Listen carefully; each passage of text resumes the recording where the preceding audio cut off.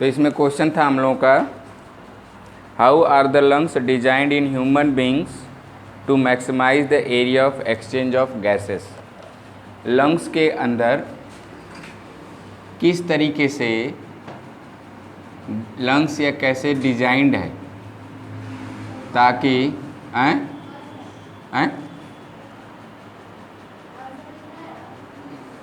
क्या चीज? आंसर लिखना नहीं है, लिखे हो? हाँ तो लिखना है तो ठीक है, लिख रहे हो तो, नहीं तो फिर देखिए कि ये जो लंग्स है क्या लिखे हो, आंसर क्या लिखे हो बाबू? तो इस लंग्स के अंदर जो डिजाइन है, क्या डिजाइन है कि इसका जो सरफेस है, this one is just divided into the small small pouch. क्या होता है? The whole surface, whole lungs is divided into the small small pouch and this small pouch structure is called as the alveoli। तो इससे division से क्या फ़ायदा है? What is the benefits of division of these lungs? तो surface area क्या हो जाता है? बढ़ जाता है। तो डिजाइनिंग में पहली डिजाइनिंग आपको लिखना है क्या कि this lungs is just partitioned और divided into alveoli। Which one is the sac और द पाउच लाइक स्ट्रक्चर। दूसरा फायदा डिवीजन से क्या है कि सरफेस एरिया इंक्रीज हो जाती है। मेम्ब्रेन क्या रहती है? सिंगल मेम्ब्रेन हो जाती है। एल्वोलाई की जो मेम्ब्रेन है ये इस तरीके से, एल्वोलाई की जो मेम्ब्रेन है ये सिंगल हो जाती है, सिंगुलर रहती है, जिससे कि आसानी से डिफ्यूज़न के द्वारा ऑक्सीजन और कार्बन डाइऑक्साइड क्या हो सकता है? एक्सचेंज हो सकता है। तो फ़ायदा नंबर 1 कि पार्टीशन यानी small small sac like structure बन जाता है, डिवाइड हो जाता है, जिसको कि हम लोग एल्वोलाई कहते हैं। एल्वोलाई बनने से क्या फ़ायदा है? तो फ़ायदा इज़ दैट कि सरफेस एरिया इंक्रीज हो जाती है, मेम्ब्रेन सिंगल रह जाती है। जैसे यदि आप बात करें कई सारे कपड़े एक साथ लेयर बना दें, 1 layer 2 layer 3 layer etcetera etcetera, तो जब 1 2 3 लेयर्स के क्रॉस यदि आपको एयर पास कराना है, ऐसे सिंगल सा हम लोग सिंपल सा इमेजिनेशन कर सकते हैं कि यदि एक सिंगल लेयर है तो इस एक सिंगल लेयर से यदि हमको जो है पास कराना है एयर को, तो आसानी से एक्सचेंज हो जाएगी, ट्रांसफ़र हो जाएगी। लेकिन कई सारे जो कपड़े जो है, कपड़ों का लेयर बना दें हम, मान लीजिए कई सारी साड़ीज हैं, साड़ी ले लीजिए और उनको जो है ऐसे पार्टीशन कर दीजिए और एक साइड से पंखा चलाइए, दूसरे साइड से हवा आप लीजिए, तो आसानी से एयर पास नहीं कर पाएगी। तो सबसे पहले तो स्मॉल स्मॉल पाउच बनने का फ़ायदा ये है कि सरफेस एरिया क्या हो गई? बढ़ गई। और दूसरा डिजाइन क्या है कि वो मेम्ब्रेन, जो लंग्स की मेम्ब्रेन है यानी जिसको कि एल्वोलाई की मेम्ब्रेन हम कह रहे हैं, वो कैसी हो गई? सिंगल हो गई। सिंगल होने से क्या होगा कि आसानी से गैसों का डिफ्यूज़न हो सकता है या होता है। तो how the lungs is design for the maximize the gaseous exchange. तो पहला है to increase the surface area and दूसरा क्या है? The membrane of alveoli becomes a single so that gases can be exchange easily. आज की class में हम लोग को ये सीखना है कि एक्चुअली में how the gaseous exchange takes place, how the gaseous exchange takes place, यानी what is the mechanism of breathing। Heading लगाएं, mechanism of breathing, mechanism of breathing, mechanism, हाँ बोले बाबू, mechanism of breathing। ब्रीदिंग का क्या mechanism है?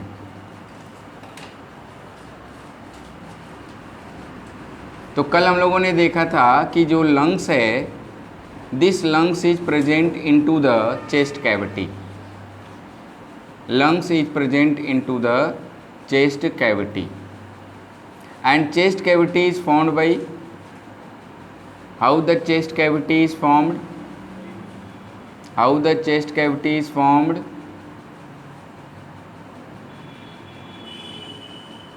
How the chest cavity is formed, तो बताइए। Chest cavity का जो है डॉर्सल साइड, चेस्ट कैविटी का एक डॉर्सल साइड क्या होता है, वर्टिब्रल कॉलम से लगा होता है ऊपर से। वेंट्रल साइड जो है स्टर्नम से, स्टर्नम का होता है, स्टर्नम से बना लगा होता है, जॉइंट होता है। लेटरल साइड्स जो हैं ये रिब्स से जुड़े होते हैं, ऐसे यहाँ पे ये याद रखना है, रिब्स लगी होती हैं।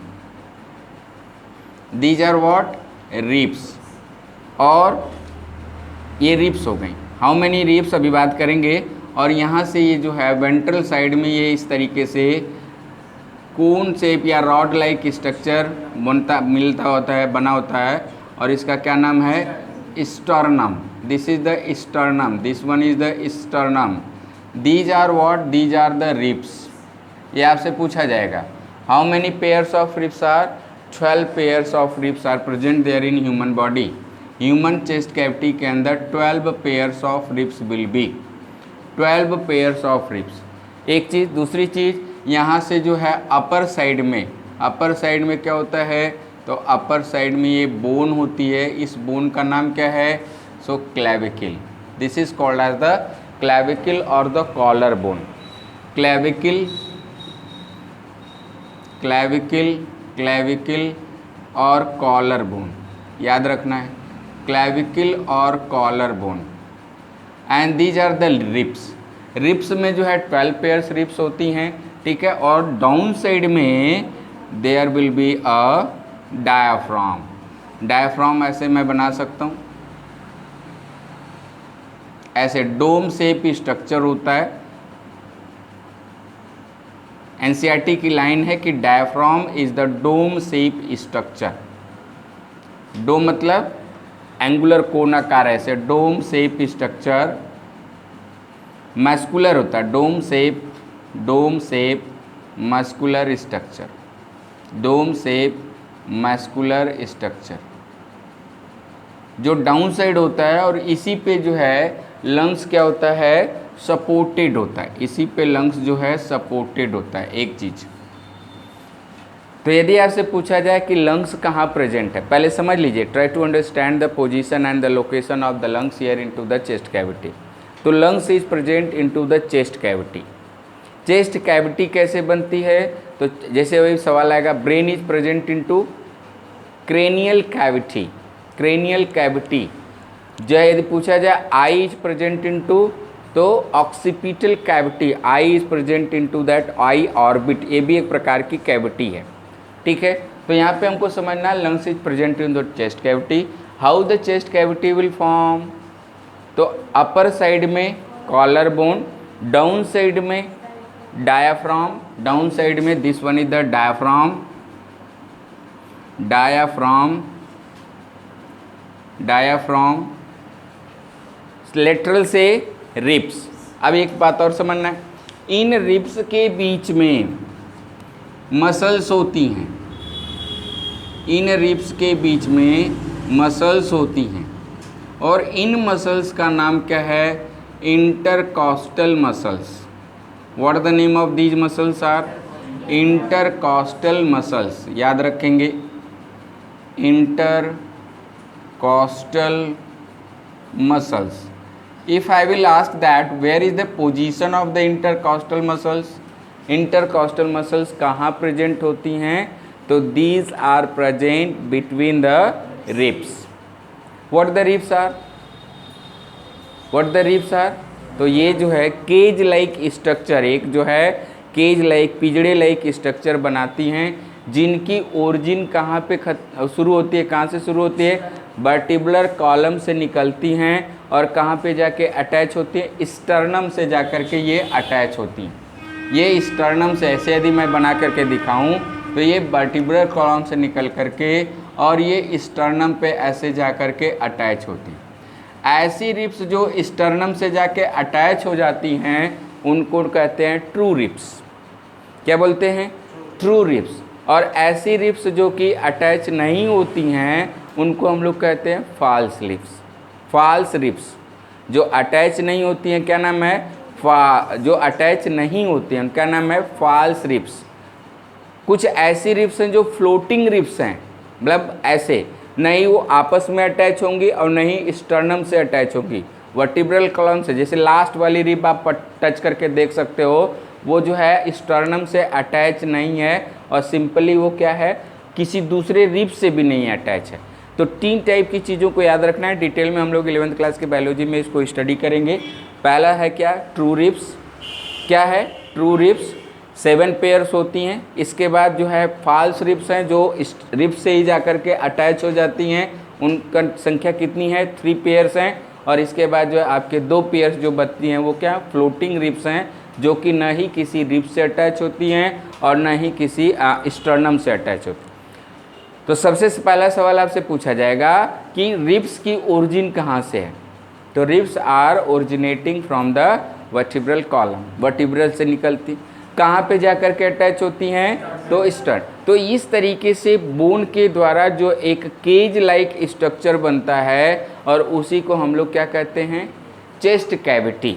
What we are calling? Chest cavity.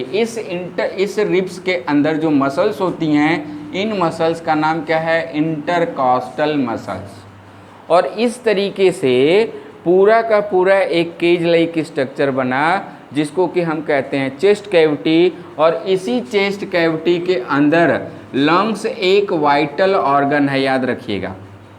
क्या है? वाइटल ऑर्गन है। What the meaning of vital organ? एकदम नितांत, ऐसे ऑर्गन जिसके बिना जीवन संभव नहीं है, या फिर उसके बिना लॉन्ग लाइफ या इस तरीके से ज़्यादा समय के लिए हम जीवित या सर्वाइव नहीं कर पाएंगे या कर पाते हैं। इस प्रकार के ऑर्गन को हम लोग क्या कहेंगे? Vital organ. फॉर एग्जाम्पल, यदि आँख चली गई, आँख चली गई या जैसे ब्लाइंड पर्सन, कोई ब्लाइंड हो गया, तो उस केस में वो जीवित रह सकता है। दांत चला गया तो वो जीवित रह सकता है। कहीं से हाथ पैर टूट गया या इस तरीके से तो जीवित। लेकिन यदि हार्ट अटैक हो गया, लंग्स फंक्शन काम करना बंद कर दिया, किडनी फेल्योर हो गई, लीवर खराब हो गया या डिसफंक्शन करने लगा, तो इस केस में पर्सन जो है सर्वाइव नहीं कर सकता, लॉन्ग लाइफ नहीं चल सकता। तो इस तरीके के ब्रेन हेमरेज हो गया, काम खत्म।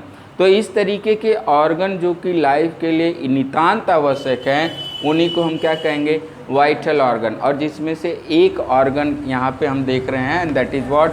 लंग। जितने भी वाइटल ऑर्गन है, याद रखिएगा, 2 चीज़ों को याद रखना है। पूछा गया है सवाल आपके पिछले साल के एग्जाम में, 2 चीज़ों को याद रखें। जितने भी वाइटल ऑर्गन हैं उनका एक कैविटी में प्रोटेक्टेड हैं। जितने भी, ये नियम है, जितने भी वाइटल ऑर्गन हैं वो एक कैविटी में प्रोटेक्टेड है। जैसे कि ब्रेन क्रेनियल कैविटी में, जैसे कि heart is also present here into the chest cavity. ठीक है, हार्ट की भी पोजीशन वही होती है, जो लोकेशन वही होती है जो कि ये लंग्स की है। Lung is also present there into the chest cavity. तो इस तरीके से kidney also present protected by the some area. तो जितने भी वाइटल ऑर्गन हैं, आँख देखिए, it is also present into one orbit. तो जितने भी ऑर्गन वाइटल ऑर्गन हैं, specially they are present into one cavity, और उस कैविटी को हमको याद रखना है। तो ये लंग्स किस में प्रेजेंट है? चेस्ट कैविटी में। दूसरा इंपॉर्टेंट पॉइंट हमको क्या याद रखना है कि इस ऑर्गन के चारों तरफ कवरिंग होगी। जैसे हमारे पास यहाँ पे यदि मैं कहूँ कि ये लंग्स है, तो लंग्स के अंदर जो है 2 मेम्ब्रेन होती है, यानी बाहर की एक मेम्ब्रेन कवर करती है, प्रोटेक्ट करती है। ब्रेन के ऊपर देखोगे तो ब्रेन के ऊपर जो है एक कवरिंग होगी, एक्स्ट्रा प्रोटेक्शन के लिए कवरिंग होती है। तो ब्रेन की कवरिंग मेनिंजिस बोली जाती है, याद रखिएगा। जितने भी वाइटल ऑर्गन हैं उसमें 2 चीज़ों का ध्यान रखना है। एक तो वो कैविटी के अंदर होंगे, प्रोटेक्शन के अंदर होंगे। जैसे स्कल है, खोपड़ी है, किसको प्रोटेक्शन दे रही है? ब्रेन को दे रही है। इसीलिए हेलमेट लगाना जरूरी है कि इन केस ऑफ दैट यदि स्कल ब्रेक कर गई तो ब्रेन को प्रोटेक्ट, या वहाँ तक स्कल ब्रेक ही ना हो, इस तरीके। यदि ब्रेन गया तो काम खत्म। तो इसलिए एक कैविटी, पहली बात कि वो एक हार्ड कैविटी के अंदर हैं, तो यहाँ पे बोन जो है क्या कर रही है, प्रोवाइड कर रही है किसको, प्रोवाइड कर रही है सपोर्ट किसको, लंग्स को, हार्ट को, इस तरीके की जो वाइट है। दूसरी चीज़ याद रखना है कि इनके ऊपर एक कवरिंग होगी, एकदम नितांत नियम है। ब्रेन के ऊपर की जो कवरिंग है उसको हम लोग मेनिंजिस बोलते हैं, और मेनिंजिस के इन्फ्लामेशन एक चीज़, दूसरी चीज़ यानी एक कवरिंग होगी, एक्स्ट्रा कवरिंग होगी, और ये कवरिंग हमारा मान के चलिए हम लोग कि ये ऑर्गन का है, तो ये आउटर जो कवरिंग है ये प्रोटेक्शन देती है, हमेशा ये नियम है, ये आउटर जो कवरिंग है ये प्रोटेक्शन देगी। और ये मेम्ब्रेन है, किसकी मेम्ब्रेन है, ऑर्गन की मेम्ब्रेन। इस ऑर्गन के मेम्ब्रेन और इस आउटर मेम्ब्रेन के बीच में एक स्पेस होता है, और इस स्पेस के बीच में क्या भरा होता है, फ्लूइड भरा होता है। याद रखना, जैसे कि ब्रेन है, जैसे कि लंग्स है, जैसे कि हार्ट है, जैसे कि किडनी है, ये वाइटल ऑर्गन एक कैविटी में होंगे। इन वाइटल ऑर्गन के ऊपर एक एक्स्ट्रा कवरिंग होती है, एक एक्स्ट्रा मेम्ब्रेन होती है। ऑर्गन की मेम्ब्रेन तो होगी, लेकिन उसके ऊपर एक, जैसे कि कौन एक दिन जो है ये क्या नाम इनका, अंशिका स्कूटी चला के आ रही थी, तो ये यहाँ तक पता नहीं क्या पहनी थी ऐसे, अरे मान लीजिए पहनी थी, क्या है उसको ना, तो हाँ, तो एक्चुअली मैं ऐसे एक दिन मैं गया था तो अर्श पब्लिक के प्रिंसिपल भी सर पढ़ने थे ऐसे, तो क्या पहने थे वो, क्या था वो, जैसे हम लोग मोजा पहनते हैं वैसे वो लोग ऐसे पहनते हैं, मैंने कभी पहना नहीं है। तो वैसी एक टाइट स्किन जो है कवरिंग है, तो एक्स्ट्रा कवरिंग आपको यहाँ पे मिलेगा एक आउटर, और ये जो ऑर्गन के इसके बीच में फ्लूइड भरा होगा। इस फ्लूइड का काम क्या है, what the function of this fluid, तो ये जहाँ कहीं भी फ्लूइड भरा है तो याद रखिएगा ये सॉकर का काम करता है। क्या करता है, सॉकर, फ्लूइड भरा है तो ये सॉकर का काम करेगा, ठीक है। जैसे एक गेम है, गेम हो सकता है आप टीचर डे पे खिला सकते हो, यू कैन जस्ट टीचरों को बलून भर दीजिए, बलून में हवा भर दीजिए और कहीं बैठ के फुलाना है, इज इट, बलून में हवा भर के एक दो टीचर को बुलाइए, एक सर को एक मैडम को, ठीक है, ऐसे करके बुला सकते हो, ठीक है। सर से बोलिए कि सर आप जो है हवा भरिए बलून में, और मैडम को कहिए कि बैठ के उसको जो है फोड़ना है, like that. It is a very funny game. तो क्या है, जैसे आप बलून पे बैठते हो तो ऑटोमेटिक बलून नहीं फूटता है, बैठ करके देखिएगा, क्यों, क्योंकि वो सॉकर का काम कर रहा है। एयर जो ट्यूब के अंदर एयर भरी है, क्यों, वो एक सॉकर का काम कर रहा है। Yes yes yes. तो जहाँ कहीं भी फ्लूइड हो, एयर भी फ्लूइड है, याद रखिएगा, एयर भी क्या है, फ्लूइड है। फ्लूइड का मतलब क्या, विच कैन फ्लो, फ्लूइड का मतलब क्या, विच कैन फ्लो। तो क्या करता है ये, इसके अंदर फ्लूइड भरा होता है, इसके अंदर फ्लूइड भरा होता है, लिक्विड भरा होता है, एयर नहीं है, लिक्विड है, और लिक्विड में लिख देता हूँ, फ्लूइड या लिक्विड, ये सॉकर का काम करता है। मैं बार बार रिपीट कर रहा हूँ इसलिए क्योंकि ये पूछा जाता है आपसे बार बार। सॉकर मतलब शॉक एब्जॉर्वर, जो धक्का को सह सके। जैसे आप दीवार पे ऐसे बैठ गए, तकिया लगा देते हो, कुशन यार, शॉक, सॉकर नहीं हो, गाड़ी में वो सॉकर नहीं लगा है, क्या काम है उसका, वो जो पुश और पुल हो रहा है, जो धक्का अप डाउन पुल और पुश हो रहा है, उसको क्या करता है, वो एब्जॉर्ब कर लेता है। सॉकर का काम क्या है, सॉकर का मतलब जो शॉक को क्या करे, SHOCK, शॉक का मतलब धक्का, झटका, बहुत बड़ा झटका लगा, शॉक लग गया रुद्र को, किस चीज़ का, अब मुझे क्या मालूम। तो शॉक का मतलब होता है धक्का। संडे का टेस्ट है, यदि आपका परफॉर्मेंस बढ़िया नहीं रहेगी तो मुझे बहुत बड़ा धक्का लगेगा कि मैं तो बस केवल जो है पकड़ पकड़ कर रहा हूँ, लेकिन आप लोगों का कोई इंटरेस्ट नहीं, बड़ी मार मारूंगा। याद रखिएगा, संडे का test it is very very very important, it is going to be very important. Shubham का जो है एक पेन भी बाकी है, तो उसी दिन हम लोग उस पेन को भी जो है नवाज देंगे, ठीक है। ऐसे सभी लोगों को ध्यान देना। तो सॉकर का मतलब क्या है, यहाँ पे ये जो है कि इस वाले ऑर्गन के ऊपर प्रभाव न पड़े, किसका, किसका, शॉक का, धक्का का, ठीक है, प्रेशर का, ठीक है। जैसे आप दौड़ रहे हो, ठीक है, तो उस केस में क्या है कि किडनी, लंग्स, हार्ट, ब्रेन, इन चीज़ों पे धक्का डायरेक्ट, यदि मान लीजिए मैं डायरेक्ट एक चमाटा लगाता हूँ कान के नीचे, ठीक है, तो आप क्या करते हो, तुरंत या तो उसको हटा लोगे या हाथ लगा देवे इस तरीके से, तो उसका जो इफेक्ट है यहाँ पे कम करे पड़ेगा। पहले हम लोग अब आते हैं अपने ओरिजिनल पे, बहुत हो गया इधर उधर। तो यहाँ पे आउटर कवरिंग और ये जो है ऑर्गन की कवरिंग है, इस आउटर और ऑर्गन कवरिंग के बीच में एक फ्लूइड होता है और उस फ्लूइड को अलग अलग नाम से जानते हैं, ठीक है। जैसे हमने कहा ब्रेन की यदि कवरिंग है, ये आउटर कवरिंग ब्रेन की, तो उसको हम लोग क्या कहते हैं, मेनिंजिस, क्या बोलेंगे, मेनिंजिस। और एक डिजीज़ का नाम आपने सुना होगा, that is the name is meningitis, नाम सुना है, no sir, meningitis it is the inflame, इसी को जो है मस्तिष्क बुखार के नाम से जानते हैं, मस्तिष्क बुखार, ठीक है।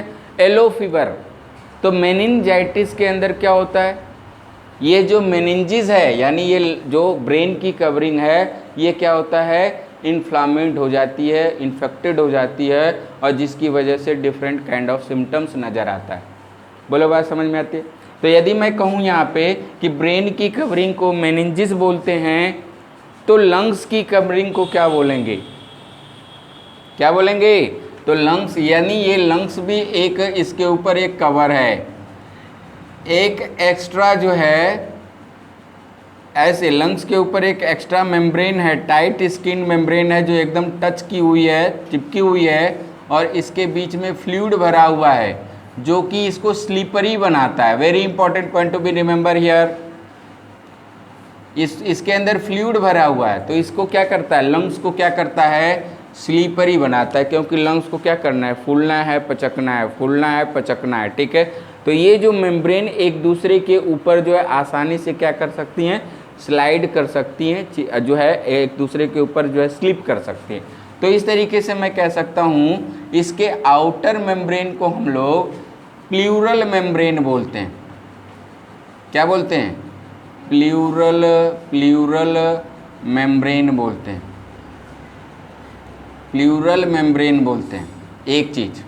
और इसके बीच में फ्लूइड भरा होगा, इस फ्लूइड के इन्फेक्शन को, लंग्स के इन्फेक्शन को क्या बोलते हैं, प्लूरेसी बोलते हैं, क्या बोलेंगे, प्लूरेसी, याद रखना है, this is pleural membrane and the infection of this one it is called as the pleurisy.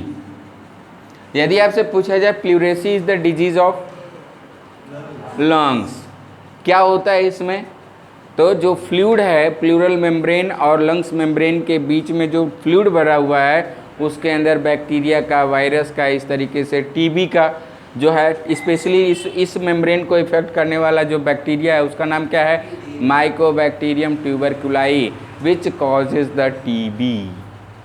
तो प्लूरेसी के अंदर क्या है, कभी कभी आपने देखा होगा कि इसके अंदर, लंग्स के अंदर पानी भर गया है, have you heard the name of वो पेशेंट के अंदर कभी कभी क्यों करे, लंग्स के अंदर, फेफड़ा के अंदर क्या भर गया, पानी भर गया है। What is the meaning of पानी भरना, यही प्लूरेसी यानी फ्लूइड के अमाउंट क्या हो जाता है, बढ़ जाता है, जिसकी वजह से लंग्स क्या हो जाएगा, फूल जाता है। लीवर में पानी भर गया, हार्ट में पानी भर गया, ब्रेन में पानी भर गया। पानी भरने का मतलब क्या है, जितने भी वाइटल ऑर्गन हैं उन वाइटल ऑर्गन्स के चारों तरफ फ्लूइड भरा होता है ताकि उसको जो है प्रोटेक्ट किया जाए, एक्सटर्नल शॉक से, बाहरी आघात से प्रोटेक्ट किया जाए, और उसी के इन्फ्लामेशन को हम लोग जो है इस तरीके से बात करते हैं।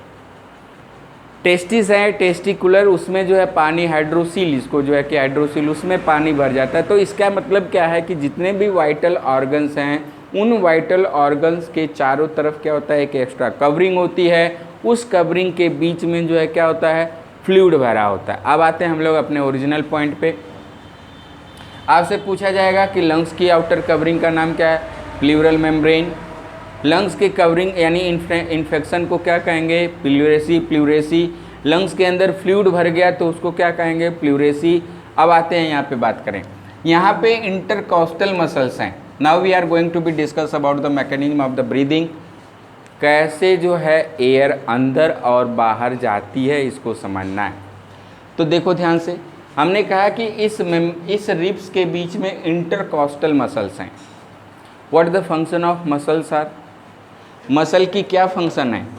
तो मसल का जो फंक्शन है वो क्या है बाबू? तो मसल क्या करती हैं? Contraction and relaxation, contraction and relaxation करती। अच्छा जी, और इस कॉन्ट्रैक्शन एंड रिलैक्सेशन से क्या होता है? मोशन होता है। ऑर्गन के अंदर क्या होगा? मोशन होगा। कॉन्ट्रैक्शन एंड रिलैक्सेशन की वजह से ऑर्गन के अंदर क्या होगा? मोशन होगा। अब याद रखना है क्या? यदि मसल, इंटरकॉस्टल मसल कॉन्ट्रैक्ट करेंगी तो लंग्स का साइज क्या हो जाएगा? छोटा।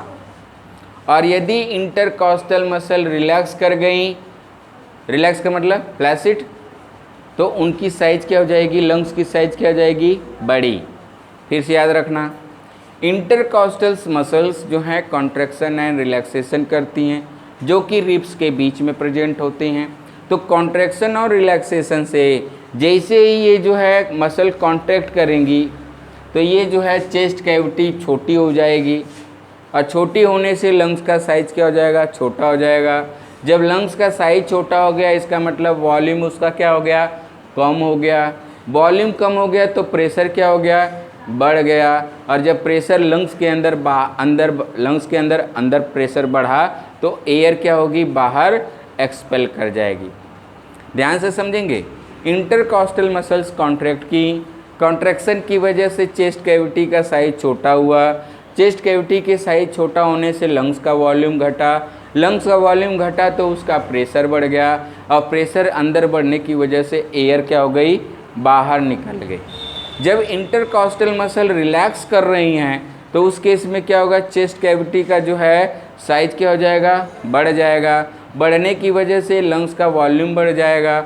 वॉल्यूम बढ़ने से प्रेशर क्या हो गया? लंग्स के अंदर प्रेशर क्या हुआ? कम हो गया।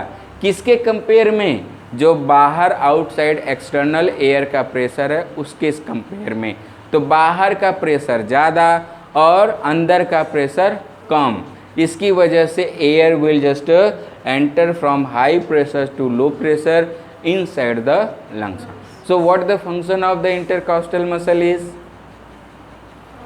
What the function? पहला पोजीशन कहाँ पे है? Where is intercostal muscle will present? तो intercostal muscle will present between the ribs. What the function of that one? Contraction and relaxation, जिसकी वजह से चेस्ट कैविटी का वॉल्यूम घटता और बढ़ता है। घटने और बढ़ने से क्या होगा? यदि चेस्ट कैविटी का वॉल्यूम बढ़ा तो लंग्स के अंदर का जो प्रेशर होगा कम होगा। किसके कंपेयर में? बाहर के। तो बाहर से एयर एंटर करेगी किस में?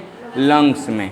और यदि मसल कॉन्ट्रैक्ट की, कॉन्ट्रैक्शन से क्या हुआ? वॉल्यूम चेस्ट कैविटी का कम, लंग्स का वॉल्यूम क्या हो गया? कम, जिसकी वजह से प्रेशर इसके अंदर क्या हो गया? ज़्यादा। किसके कंपेयर में? एयर के, बाहर एक्सटर्नल एनवायरनमेंट के कंपेयर में। Very good. जिसकी वजह से एयर क्या हो जाएगी? एक्सपेल हो जाएगी। यही है मैकेनिज्म किसका? ब्रीदिंग का। याद रहेगा? पहले इसको नोट करें, या बल्कि मैं यहाँ पे लिख दे रहा हूँ कि कंट्रैक्शन एंड रिलैक्सेशन। तो दो स्टेप्स याद रखना है। First what we have to just chest cavity का वॉल्यूम यदि क्या हो रहा है? बढ़ रहा है। Volume of chest cavity, volume of chest cavity क्या हो रहा है? वॉल्यूम ऑफ चेस्ट कैविटी यदि इंक्रीज हो रहा है, क्या हो रहा है? इंक्रीजेज। तो वॉल्यूम ऑफ चेस्ट कैविटी कैसे इंक्रीज करेगा?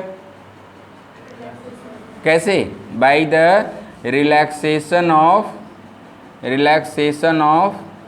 Intercostal muscle. आईसी मसल मैं लिख दे रहा हूँ, इंटरकॉस्टल मसल।